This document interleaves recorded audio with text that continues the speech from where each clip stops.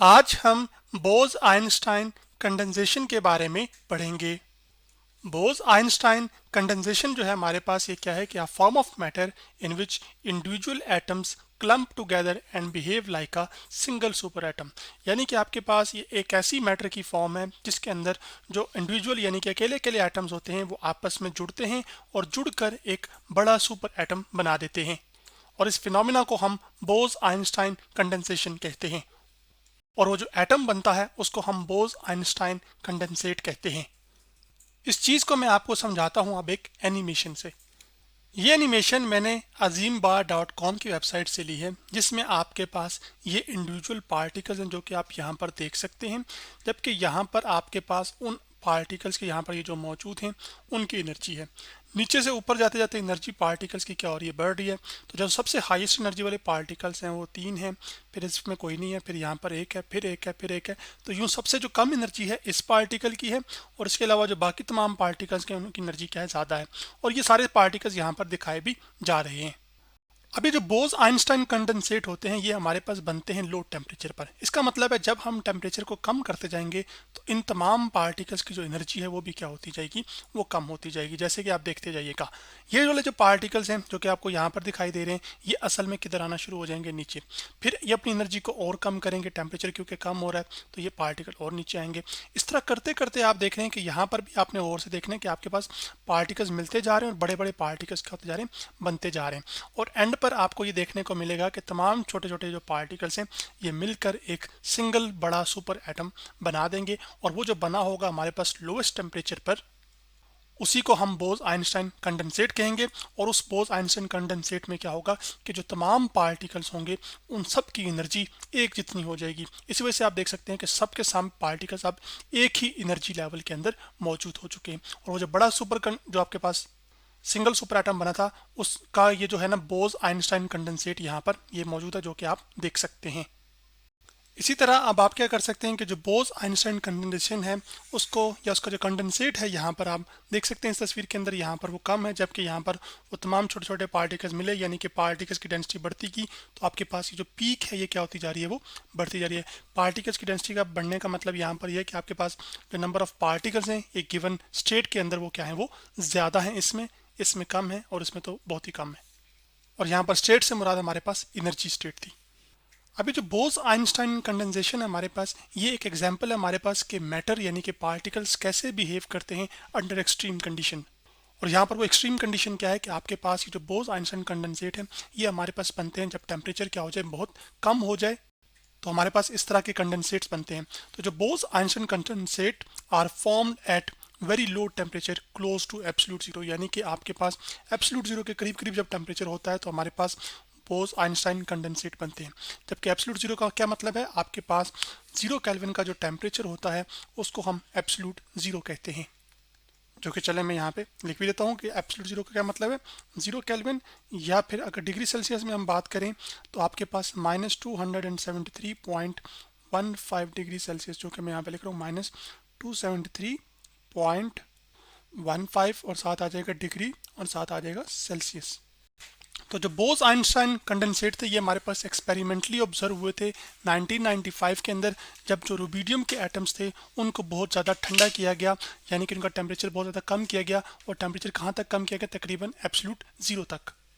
और रुबीडियम हमारे पास एक ऐसा एलिमेंट है जिसका आपके पास जो एटॉमिक नंबर, जिसको रिप्रेजेंट हम सबसे पहले कर लेते हैं कि आपके पास सिंबल आर, कैपिटल आर और बी से किया जाता है पीरियोडिक टेबल के अंदर। तो आपके पास इसका जो एटॉमिक नंबर है वो 37 है, यानी कि इसके अंदर 37 नंबर ऑफ प्रोटॉन्स होते हैं। और इस तस्वीर के अंदर आपके पास जो एक इलेक्ट्रॉन्स की डिस्ट्रीब्यूशन होती है रुबीडियम के एटम में, वो आप देख सकते हैं, जिसमें आपके पास इलेक्ट्रॉन्स क्या करते हैं कि न्यूक्लियस के इर्द-गिर्द सर्कुलर पाथ्स में ऑर्बिट कर रहे होते हैं। तो पहले शेल में 2 इलेक्ट्रॉन आते हैं, दूसरे में 8, और फर्दर भी उसी तरह से। तो जो बोस आइंस्टाइन कंडेंसेट अब हमारे पास बनता है आपके पास किसी भी एटम के अंदर, चाहे रुबीडियम हो, चाहे सोडियम हो, चाहे हीलियम हो, तो तमाम तर जो पार्टिकल इस बोस आइंस्टाइन कंडेंसेट में यूज होते हैं उनको असल में हम कहते हैं बोसोन्स। जो कि मैं यहाँ पे लिख देता हूँ कि all particles used in Bose Einstein condensates are known as bosons. और बोसॉन्स की खास बात क्या होती है कि आपके पास इनकी जो स्पिन होती है वो आपके पास इंटीजर स्पिन होती है, जिसको मैं यहाँ पे लिख भी देता हूँ, दे हैव इंटीजर स्पिन। और इंटीजर स्पिन होने का क्या मतलब है कि आपके पास जो स्पिन की वैल्यू है स्पिन एंगुलर मोमेंटम की, वो आपके पास होगी यहाँ पर 0 हो सकती है, कॉमा आपके पास +-1 हो सकती है, +-2 हो सकती है, लेकिन हाफ वाले नंबर्स नहीं होंगे, डेसिमल वाली वैल्यूज नहीं होंगी इसमें, और सो ऑन। तो यहाँ पे चल सकता है।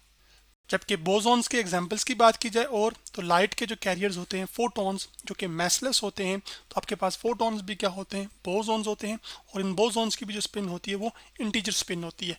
जबकि स्पिन हमें क्या बताती है कि पार्टिकल मैग्नेटिक फील्ड के अंदर कैसे बिहेव करते हैं। और ये जो बोसॉन जिनकी स्पिन इंटीजर मैंने बताई है, इनकी एक और ख़ास जो बात है वो ये है कि आपके पास तमाम के तमाम बोसॉन्स हमारे पास एक सिंगल एनर्जी स्टेट में आ सकते हैं। जैसे आपने शुरू में जो एक एनिमेशन देखी थी, जिसको अगर मैं शुरू से प्ले करूं फॉर एग्जांपल, तो आपके पास ये जो तमाम के तमाम पार्टिकल्स थे, अभी सबकी जो एनर्जी स्टेट थी वो क्या थी, वो मुख्तलिफ थी। लेकिन एंड पर जाकर जब आपने इसको टेम्परेचर कूल डाउन करते गए तो आपके पास क्या हुआ कि आपके पास तमाम जो पार्टिकल्स थे वो आपके पास एक सिंगल स्टेट के अंदर आ गए थे। जब तमाम पार्टिकल्स एक सिंगल एनर्जी की स्टेट में आ जाएं तो इन तमाम पार्टिकल्स को हम क्या कहते हैं, बोसॉन्स। सो बोसॉन्स ही हमारे पास क्या करते हैं, बोस आइंस्टाइन कंडेंसेट फॉर्म करते हैं। अब हम आगे बढ़ते हैं कि आपके पास ये जो बोस आइंस्टाइन कंडेंसेट होते हैं जिसमें एक सिंगल सुपर एटम बन जाता है, वो किस तरह की प्रॉपर्टीज दिखाता है। तो जो बोस आइंस्टाइन कंडेंसेट है वो शो करता है property of super fluidity and super conductivity. यानी कि बोस आइंस्टाइन कंडेंसेट जो बने होते हैं वो हमारे पास एक फिनोमेना है जिसको हम सुपर फ्लूइडिटी कहते हैं, और एक फिनोमेना है हमारे पास सुपर कंडक्टिविटी। ये दोनों दिखाता है। तो सबसे पहले बात करते हैं कि हमारे पास सुपर कंडक्टिविटी क्या होता है। तो सुपर फ्लूइडिटी में क्या होता है कि आप जानते हैं कि तमाम वो फ्लूइड्स जिनकी विस्कोसिटी 0 हो उनको हम सुपर फ्लूइड्स कहते हैं, और ये जो फिनोमेना होता है इसको हम सुपर फ्लूइडिटी कहते हैं। तो ऐसे फ्लूइड्स जिनकी विस्कोसिटी 0 हो वो सुपर फ्लूइड्स हैं, और ये जो फिनोमेना वो दिखा रहे हैं इसको सुपर फ्लूइडिटी कहते हैं। जबकि फ्लूइड्स क्या होते हैं, कोई भी वो चीज़ जो कि फ्लो कर सकती हो, जैसे कि कोई लिक्विड या कोई गैस। जबकि विस्कोसिटी हम किसे कहते हैं, आपके पास property of fluid that measures its resistance to flow. यानी कि कोई फ्लूइड जैसे कि कोई लिक्विड या गैस कितना ज़्यादा रेजिस्ट करता है ताकि वो फ्लो ना हो सके, इसको हम कहते हैं विस्कोसिटी। जैसे शहद पानी की बनिस्बत ज़्यादा रुकावट पैदा करेगा फ्लो होने के लिए, तो शहद की विस्कोसिटी ज़्यादा है जबकि पानी की विस्कोसिटी कम है। अब अगर हम बात करें सुपर कंडक्टिविटी की, तो सुपर कंडक्टिविटी असल में ये फिनोमेना सुपर कंडक्टर्स के अंदर होता है। और सुपर कंडक्टर्स हमारे पास ऐसे मटेरियल्स होते हैं जो कि ऑफर करते हैं no resistance to flow of charge at और बिलो क्रिटिकल टेम्परेचर। यानी कि एक खास टेम्परेचर से कम या उस टेम्परेचर से पर जिसको हम क्रिटिकल टेम्परेचर कह रहे हैं, उस टेम्परेचर पर मटेरियल्स क्या करें, अगर कोई रेजिस्टेंस ना दिखाएं चार्ज के फ्लो के लिए, तो उन मटेरियल्स को हम क्या कहते हैं, सुपर कंडक्टर। और फिनोमेना जिन मटेरियल्स के अंदर ये हो रहा है, इस फिनोमेना को हम सुपर कंडक्टिविटी कहते हैं। तो ये जो बोस आइंस्टाइन कंडेंसेट होते हैं ये सुपर फ्लूइडिटी भी शो कर रहे होते हैं और सुपर कंडक्टिविटी भी।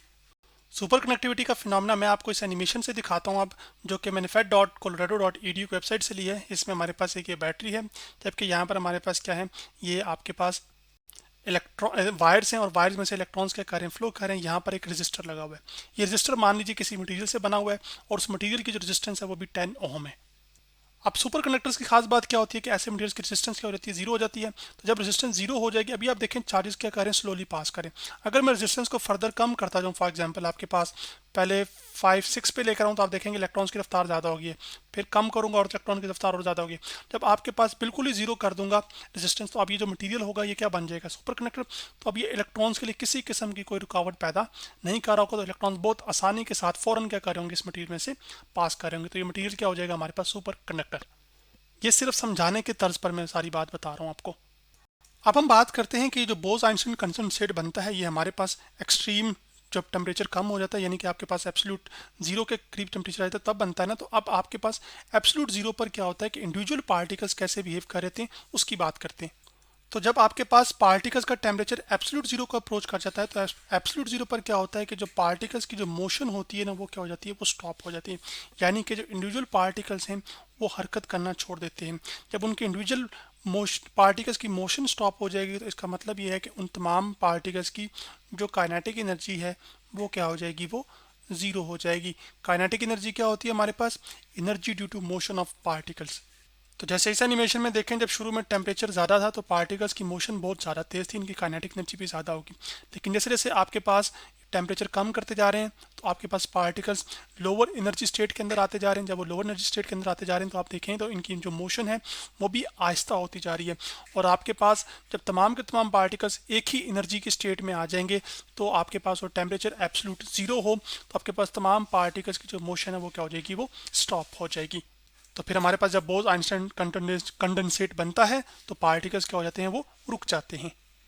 और अगर वो एब्सोल्यूट जीरो से थोड़े से ज़्यादा टेम्परेचर पर बने, फॉर एग्जांपल -272 पर, तो उस वक्त पार्टिकल्स की मोशन तो होगी लेकिन वो ना होने के बराबर होगी। उसकी जो काइनेटिक एनर्जी होती है उसको भी फिर आप क्या कर सकते हैं, ज़ीरो ट्रीट कर सकते हैं क्योंकि वो बहुत छोटी होगी।